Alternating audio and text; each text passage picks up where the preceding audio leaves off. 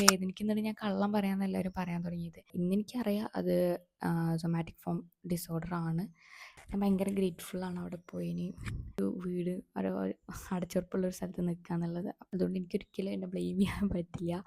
പോകുമ്പോൾ ഡോക്ടർ തന്നെ എൻ്റെ അടുത്ത് ചോദിക്കാൻ തുടങ്ങി ഒറ്റയ്ക്കാണോ വന്നത്. അപ്പോൾ അതൊക്കെ എനിക്ക് ഭയങ്കര ഒരു ഹേർട്ടായിരുന്നു. അങ്ങനെ തബ്നയിൽ കണ്ട പോലെ തന്നെ എങ്ങനെയാണ് ഞാൻ നീറ്റിൽ നിന്ന് സൈക്കോളജിയിലേക്ക് എത്തിയെന്നുള്ള ആ ഒരു സ്റ്റോറി, ഒരു ജേണീനെ പറ്റിയിട്ടാണ് ഞാൻ ഇന്നിവിടെ പറയുന്നത്. ഞാൻ സ്വപ്നത്തിൽ പോലും നീറ്റ് റിപ്പീറ്റ് ചെയ്യില്ല എന്ന് വിചാരിച്ചൊരു വ്യക്തിയാണ്. ഞാനെങ്ങനെ നീറ്റ് റിപ്പീറ്റ് ചെയ്തെന്നും എങ്ങനെ അത് ഡ്രോപ്പ് ചെയ്തത് എന്തുകൊണ്ടാണെന്നൊക്കെ ഉള്ള അത് ഞാൻ മുന്നേ തന്നെ ഒരു വീഡിയോ ആയിട്ട് ചെയ്തിട്ടുണ്ടായിരുന്നു. അത് ഞാൻ ഡിസ്ക്രിപ്ഷനിൽ കൊടുക്കാം. അത് കണ്ടവർക്ക് മനസ്സിലായിട്ടുണ്ടാവും എനിക്ക് ഫുഡ് പോയ്സൺ വന്നിട്ടും ഫിസിക്കൽ ഹെൽത്ത് ഭയങ്കര വീക്കായിട്ടുമാണ് ഞാൻ അത് ഡ്രോപ്പ് ചെയ്തിട്ടുണ്ടായിരുന്നത്. ഞാനൊരു 3 to 4 മന്ത് ഞാൻ അതിൻ്റെ പിന്നാലെ സ്ട്രഗിൾ ചെയ്തിട്ടുണ്ടായിരുന്നു. റിക്കവർ ആവാൻ ടൈം എടുത്തിട്ടുണ്ട്. എൻ്റെ ഒരു 1 to 1.5 ഇയറോളം ഞാൻ പുറത്തുനിന്ന് ഫുഡേ കഴിച്ചിട്ടില്ല. അത്രയും ഞാൻ സ്ട്രഗിൾ ചെയ്തിട്ടുണ്ടായിരുന്നു. ആ ടൈമിൽ തന്നെ ഞാൻ മെൻ്റലി ഭയങ്കര സ്ട്രഗിൾ ചെയ്തിട്ടുണ്ടായിരുന്നു. എൻ്റെ കൂടെ ഉള്ള കുറേ ആൾക്കാർ പോയി. എനിക്ക് എല്ലാവരോടുള്ള ഒരു അറ്റാച്ച്മെൻറ്റ് ലൂസായി തുടങ്ങി.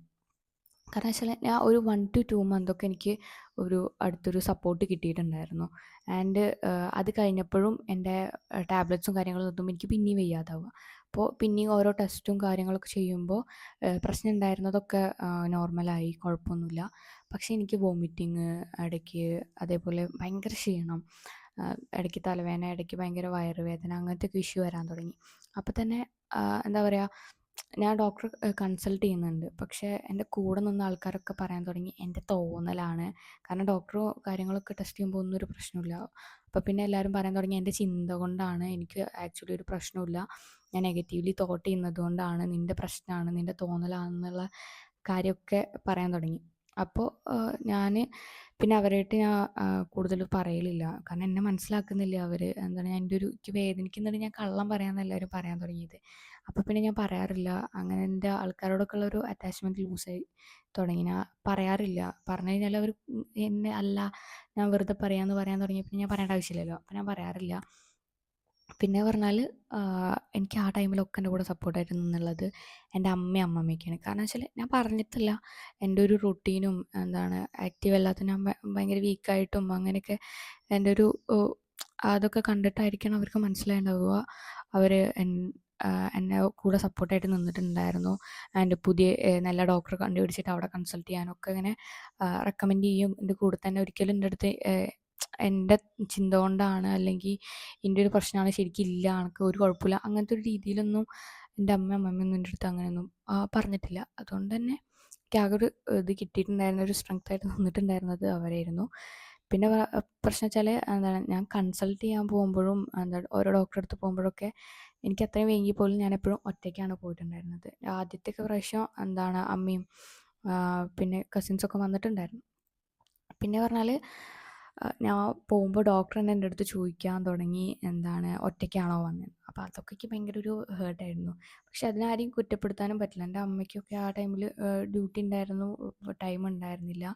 പിന്നെയെന്ന് പറഞ്ഞാൽ ഞാൻ ഭയങ്കര ഇമോഷണലി ഹൈപ്പർ ഇൻഡിപെൻഡൻ്റ് ആയിട്ടുള്ളൊരു വ്യക്തിയാണ്. അതെൻ്റെ നല്ല ക്വാളിറ്റി ആണോ ചീത്തയാണോ ചോദിച്ചാൽ എനിക്കറിയില്ല.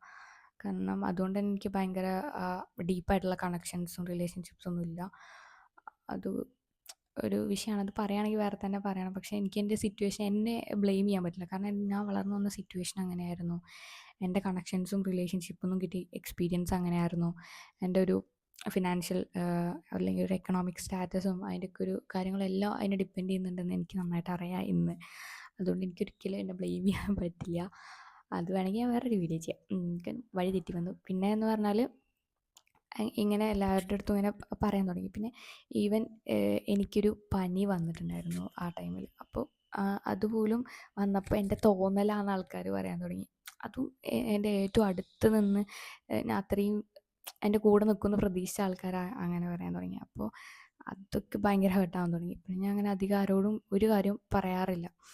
പിന്നെ ആണ് ഞാൻ എന്നെ തന്നെ ഫോക്കസ് ചെയ്തത്. ഞാൻ എൻ്റെ കരിയറിൻ്റെ കാര്യം അതൊക്കെ ഞാൻ ഏകദേശം മറന്നിട്ടുണ്ടായിരുന്നു. കാരണം ഞാൻ അത്രയും വീക്കായിരുന്നു. എന്താ കാട്ടണ്ടേ, എന്താ എനിക്ക് പെട്ടെന്ന് ജോലി കിട്ടണം, ആ ഒരു മൈൻഡൊക്കെ പോയിട്ടുണ്ടായിരുന്നു. പിന്നെ ഞാൻ എന്നെ തന്നെ ഫോക്കസ് ചെയ്യാൻ തുടങ്ങി. എന്താ എനിക്ക് പറ്റിയത്, എന്തുകൊണ്ട് എല്ലാവരും ഇങ്ങനെയൊക്കെ പറയുന്നതെന്നുള്ള ഒരു ഇതായി. പിന്നെ ഞാൻ അങ്ങനെ സെർച്ച് ചെയ്തു, അങ്ങനെ ഒരുപാട് വീഡിയോസും കാര്യങ്ങളൊക്കെ കണ്ടു. അങ്ങനെയാണ് ഞാൻ ഒരു കാര്യത്തെപ്പറ്റി അറിയുന്നത്. നമ്മളെ മെൻ്റൽ ഹെൽത്ത് ഭയങ്കര വീക്കായി കഴിഞ്ഞ് കഴിഞ്ഞാൽ നമ്മൾക്ക് മെഡിക്കലി ഒരു പ്രശ്നമില്ലെങ്കിൽ പോലും നമ്മൾക്ക് ഫിസിക്കലി ഇങ്ങനത്തെ ഓരോ ഇഷ്യൂസ് ഉണ്ടാവും. ഫാറ്റിക് അങ്ങനത്തെ കുറേ ഇഷ്യൂസ് ഉണ്ടാവും എന്ന് ഞാൻ അറിഞ്ഞു. അത്ര മാത്രമേ ഞാൻ അറിഞ്ഞിട്ടുള്ളൂ. ഇന്നെനിക്കറിയാം അത് സൊമാറ്റിക് ഫോം ഡിസോർഡർ ആണ്, മെഡിക്കൽ ടൈം SSD ആണ്. അപ്പോൾ അത് ഇന്നെനിക്കറിയാം. അന്ന് എനിക്ക് ഇങ്ങനത്തെ ഈ മെൻ്റൽ ഹെൽത്ത് വീക്കായി കഴിഞ്ഞാൽ അങ്ങനെ ഉണ്ടാവും എന്നുള്ളൊരു ഇൻഫോർമേഷൻ കിട്ടി. അപ്പോൾ ഞാൻ ഒരുപാട് ഡോക്ടേഴ്സിനെ കാണിച്ചിട്ടുണ്ട്. ആരും എൻ്റെ അടുത്ത് എല്ലാവരുടെ അടുത്തും എൻ്റെ പ്രശ്നം എന്താണ്, എവിടുന്നാണ് വന്നതെന്നൊക്കെ ചോദിക്കുമ്പോൾ ഈ സ്റ്റോറിയൊക്കെ അറിയാം. അപ്പോൾ അവരാരും എൻ്റെ അടുത്തൊരു കൗൺസിലിങ്ങിന് പോകാനോ ഒരു സൈക്കോളജിസ്റ്റിനെ കാണിക്കാനോ ഒന്നും എന്നെ ഇതുവരെ റെക്കമെൻഡ് ചെയ്തിട്ടുണ്ടായിരുന്നില്ല. അതെന്ന് പറഞ്ഞാൽ എനിക്കൊരു ഭയങ്കര അത്ഭുതമാണ് ഇന്ന് അതാലോചിക്കുമ്പോൾ. എന്നിട്ട് പിന്നെ ഞാൻ ഒരിക്കലും പറയുന്നില്ല എനിക്ക് ആ അസുഖമാണ് പ്രൊഫഷണലി, കാരണം ഞാൻ ഒരിക്കലും ഡയഗ്നോസ് ചെയ്തിട്ടില്ല. ഞാൻ അങ്ങനെ സെർച്ച് ചെയ്തിട്ട് എന്താണ് എൻ്റെ പ്രശ്നം നോക്കിയപ്പോഴാണ് ഞാനിങ്ങനെ മെൻ്റൽ ഹെൽത്തിനെ പറ്റിയിട്ടും ഇങ്ങനെ സൈക്കോളജി എന്നൊരു ഫീൽഡുണ്ട്, അങ്ങനത്തെ ആ ഒരു ഏരിയയ്ക്ക് ഞാൻ എത്തുന്നത്. അപ്പോൾ ഞാനത് മനസ്സിലാക്കി. പിന്നെ നിങ്ങൾ വിചാരിക്കും ഒരു പ്രൊഫഷണൽ ഇതെടുക്കാതെ ഞാൻ എങ്ങനെ റിക്കവറായി അതിൽ നിന്ന്. പിന്നെ പറഞ്ഞാൽ എൻ്റെ ലൈഫിൽ ആ ടൈമിൽ എൻ്റെ വീടിൻ്റെ പണിയൊക്കെ ഏകദേശം പകുതിയായി നിൽക്കുന്ന ടൈമായിരുന്നു. അപ്പോൾ പറഞ്ഞാൽ എൻ്റെ വീടിൻ്റെ ടൈലിടേണ്ട കാര്യങ്ങൾ അങ്ങനത്തെ ഒരു സിറ്റുവേഷനിലേക്ക് വന്നിട്ടുണ്ടായിരുന്നു. അപ്പോൾ വീട്ടിലേക്ക് ടൈലും ഇതൊക്കെ മേടിക്കാനൊക്കെ ഞാനാണ് പോയത്. അപ്പോൾ എൻ്റെ അമ്മയ്ക്കും എനിക്കും അറിയുള്ളത് ഏതൊക്കെ എവിടെയാണ് ഇടേണ്ട കാര്യങ്ങളൊക്കെ. അപ്പോൾ പണിക്കും ആൾക്കാരൊക്കെ വന്നപ്പോൾ എനിക്ക് ഇന്നും ഓർമ്മയുണ്ട്. എനിക്ക് വയ്യാതെ ഇരിക്കുന്ന ടൈമിൽ ഇവിടെ പണിക്കാർ വന്നിട്ട് അമ്മ വിളിച്ച് പറഞ്ഞിട്ട് ഇത് കാണിച്ചു കൊടുക്കാൻ വേണ്ടിയിട്ട് പോകുമ്പോൾ ഞാൻ പകുതി വഴി വരെ നടന്നു വന്നിട്ട് എനിക്ക് വയ്യാതായിട്ട് ഞാനിങ്ങനെ കുറച്ച് നേരം ഞാൻ ഒരു വീടിൻ്റെ മതിലുമ്മ ചാരിയിട്ട് ഇങ്ങനെ നിന്നു. എന്നിട്ട് ഞാൻ കുറേ നേരം ഇരുന്ന് കേക്കി, പിന്നെ ചുമരൊക്കെ പിടിച്ച് അങ്ങനെ മതിലൊക്കെ പിടിച്ച് വന്നത് എനിക്ക് ഇന്നും ഓർമ്മയുണ്ട്. പിന്നെ ഞാൻ അങ്ങനെ അതിൻ്റെ കാര്യങ്ങളൊക്കെ ആയിട്ട് എൻ്റെ വീട് ഗവൺമെൻറ്റിൽ നിന്ന് ഇത് ഫണ്ട് ഇതായിട്ട് അങ്ങനെ ഇതായിട്ട് കിട്ടിയതാണ്. അപ്പോൾ അതിൻ്റെ കുറേ ഫോംസ് റെഡിയാക്കാം. പിന്നെ ഞാൻ ആദ്യമേ, കാരണം ഞങ്ങൾ അത്രയും വലിയൊരു ഡ്രീമായിരുന്നു ഒരു സ്വന്തമായിട്ട് ഒരു വീട് അടച്ചുറപ്പുള്ളൊരു സ്ഥലത്ത് നിൽക്കുക എന്നുള്ളത്. അപ്പോൾ അതിലേക്കായി. പിന്നെയെന്ന് പറഞ്ഞാൽ എൻ്റെ ആ ഒരു ഇന്ന് ആലോചിക്കുമ്പോൾ ഒരു റിക്കവറിയിൽ ഏറ്റവും കൂടുതൽ പങ്കുവച്ചിട്ടുള്ളൊരു വ്യക്തിയാണ് എൻ്റെ അമ്മമ്മ എന്ന് പറയുന്നത്. സോ ഞാൻ ഏറ്റവും കൂടുതൽ എൻ്റെ അമ്മയുടെ കാര്യം കൂടുതൽ ടൈം സ്പെൻഡ് ചെയ്തിട്ടുള്ള അമ്മമ്മയുടെ അടുത്താണ്. കാരണം രാവിലെ ആണെങ്കിലും വൈകുന്നേരം ആണെങ്കിലും എൻ്റെ ടേക്ക് കെയർ ചെയ്യുന്നതിലും എൻ്റെ അടുത്ത് സംസാരിക്കുന്നതിലും പിന്നെ നാട്ടിലത്തെ വിശേഷങ്ങളും അങ്ങനത്തെ കാര്യം പറയാൻ ഞാൻ ഒരുപാട് കമ്പനി ആയിട്ടുണ്ടായിരുന്നു അമ്മമ്മയുടെ അടുത്ത്. അങ്ങനെ വീട്ടിലത്തെ പണികളായിട്ടും അങ്ങനെ ഇങ്ങനെയൊക്കെ ആയിട്ട് ഞാൻ ഭയങ്കര അമ്മമ്മനായിട്ട് എൻഗേജ്ഡ് ആയിരുന്നു. അങ്ങനെ ആ കാര്യങ്ങളൊക്കെ എന്നെ ഭയങ്കര ഇതായിട്ടുണ്ട്. പിന്നെ അങ്ങനെ ബിസി ആയിട്ടിരിക്കാനും ഇതായി. പിന്നെ കിട്ടുന്ന ടൈമിന് ഞാൻ പിന്നെയും പഠിക്കാൻ തുടങ്ങി, നീറ്റിന് വേണ്ടി പ്രിപ്പയർ ചെയ്യാൻ തുടങ്ങി. അങ്ങനെ ആ എക്സാംസും കാര്യങ്ങളും നീറ്റ് കിട്ടിയിട്ടില്ലെങ്കിലും ചെറിയ ചെറിയ എക്സാംസ് ക്രാക്ക് ചെയ്യാലോ എന്നുള്ള ആ ഒരു ഹോപ്പ് വെച്ചിട്ട് ഞാൻ അങ്ങനെ മൂവ് ചെയ്തു. അതായിരിക്കണം ഒരു പക്ഷേ അത് കുറഞ്ഞു വരാനും വലിയൊരു സിവിയർ കണ്ടീഷനിലേക്ക് പോവാതെയൊക്കെ ആവാനുള്ള റീസൺ ഇന്ന് ആലോചിക്കുമ്പോൾ എനിക്ക് തോന്നുന്നു. പിന്നെയെന്ന് പറഞ്ഞു കഴിഞ്ഞാൽ പിന്നെ എക്സാംസും കാര്യങ്ങളൊക്കെ കഴിഞ്ഞു. എനിക്ക് ഏകദേശം മനസ്സിലായി എനിക്ക് കിട്ടില്ല, വേറെ എന്തെങ്കിലും പറ്റി ആലോചിക്കുകയാണെന്നുള്ളതായി. പിന്നെ സിൻസിയർലി എൻ്റെ അടുത്ത് തന്നെ ചോദിച്ചു എനിക്ക് ഏതെങ്കിലും സബ്ജക്റ്റ് പഠിക്കണോ, ഏതെങ്കിലും സബ്ജക്റ്റിനെ പറ്റി അറിയണമെന്നുണ്ടോയെന്ന്. സോ ഞാൻ മാത്സിൽ അത്യാവശ്യം ഇതായിരുന്നു. കെമിസ്ട്രി പഠിക്കാൻ എനിക്ക് +1 +2 അത്യാവശ്യം നല്ല ഇഷ്ടമായിരുന്നു. അപ്പോൾ ഞാൻ വിചാരിച്ചു അത് പഠിക്കണം എന്നൊക്കെ വിചാരിച്ച് ഞാൻ അതിനെപ്പറ്റിയൊക്കെ നോക്കി. പക്ഷേ അതൊക്കെ എനിക്ക് ഇഷ്ടമാണ്, അല്ലെങ്കിൽ പഠിക്കണം എന്നുള്ളത് കൊണ്ട് ആവശ്യമുള്ളതുകൊണ്ട് ഞാൻ അങ്ങനെ പഠിച്ചു പോയി എന്നുള്ളൂ. അപ്പോൾ എന്തെങ്കിലും അറിയണമെന്ന് വെച്ചപ്പോഴാണ് ഞാനിങ്ങനെ സൈക്കോളജീനെ പറ്റി പഠിച്ചാലോ, അതിനെപ്പറ്റി അറിയാനൊരു ഇൻട്രസ്റ്റ്, ഒരു ഭയങ്കര ഒരു ക്യൂരിയോസിറ്റി. സോ ഞാൻ പിന്നെ എന്തുകൊണ്ട് പഠിച്ചുകൂടാ, ഒരു മണി സോഴ്സ് ഉണ്ടാക്കുക എന്നുള്ളതിൻ്റെ കാര്യം അതിനെപ്പറ്റി അറിയാമെന്നുള്ളൊരു തിങ്ക് വന്നു. പിന്നെ എന്തായാലും അറിയാമെന്ന് വിചാരിച്ചു. അങ്ങനെ സൈക്കോളജിക്ക് അഡ്മിഷൻ കിട്ടേണ്ട കാര്യങ്ങളൊക്കെ നോക്കി. ആൻഡ് ഞാൻ കുറേ ചാനലും കാര്യങ്ങളൊക്കെ ആ ടൈമിൽ ഇങ്ങനെ നോക്കുന്നുണ്ടായിരുന്നു, അഡ്മിഷൻ്റെ നോട്ടിഫിക്കേഷനൊക്കെ വരുന്നത്. അങ്ങനെയാണ് കണ്ണൂർ യൂണിവേഴ്സിറ്റിയിൽ ഇങ്ങനെ ഇൻ്റഗ്രേറ്റഡ് കോഴ്സ്, ഞാൻ ഫസ്റ്റ് ബാച്ചാണ്, അപ്പോൾ ആ കോഴ്സ് ഇൻട്രൊഡ്യൂസ് ചെയ്യുന്നുണ്ട് എന്നൊക്കെ അറിഞ്ഞതും അപ്പോൾ ഞാൻ അതിനെപ്പറ്റി സെർച്ച് ചെയ്തു.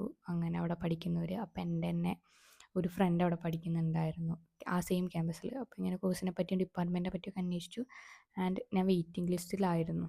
എൻ്റെ റാങ്ക് 27 അങ്ങനെ എന്തോ ആയിരുന്നു, 27 28 അങ്ങനെ എന്തോ ആയിരുന്നു. എന്താ സ്പോട്ടിലാണ് എനിക്ക് അഡ്മിഷൻ കിട്ടിയത്. അങ്ങനെ കയറി. ഞാൻ ഞാൻ ഭയങ്കര ഗ്രേറ്റ്ഫുള്ളാണ് അവിടെ പോയതിന്. എൻ്റെ ലൈഫിൽ ഒരുപാട് കാര്യങ്ങൾ അവിടെ ചെന്നിട്ട് മാറിയിട്ടുണ്ട്. ആൻഡ് ഇനി മാറും ഞാൻ പ്രതീക്ഷിക്കുന്നുണ്ട്, ഞാൻ ഇമ്പ്രൂവ് ആവുമെന്ന് പ്രതീക്ഷിക്കുന്നുണ്ട്. ആൻഡ് അപ്പോൾ അത്രയ്ക്കുള്ളൂ. ഇനി എന്തെങ്കിലും ഇങ്ങനെ ലോങ് വീഡിയോ ചെയ്യാൻ പറ്റിയ എന്തെങ്കിലും സജഷൻസും കാര്യങ്ങളൊക്കെ ഉണ്ടെങ്കിൽ കമൻറ്റ് ചെയ്യണേ. അപ്പോൾ അത്രയ്ക്കുള്ളൂ. സബ്സ്ക്രൈബ് ചെയ്യുമെന്ന് കമൻറ്റ് ചെയ്യുമെന്ന് പ്രതീക്ഷിക്കുന്നു. Okay, by.